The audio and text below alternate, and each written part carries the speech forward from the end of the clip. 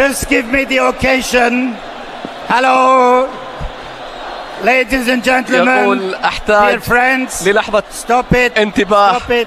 وتوقف عن Hello, التشجيع hello, hello. والهتافات Please, please, كي يستطيع please, because I want now to invite His Excellency, the President of Egypt, to declare officially open the Under-20 World Cup. يستدعي in Egypt. الآن Please, رئيس جمهورية Excellency مصر العربية Hosni Mubarak.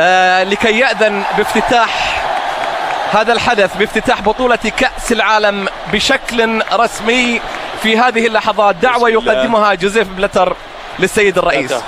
بطولة كأس العالم للشباب لكرة القدم تحت 20 سنة مصر 2009. شكرا.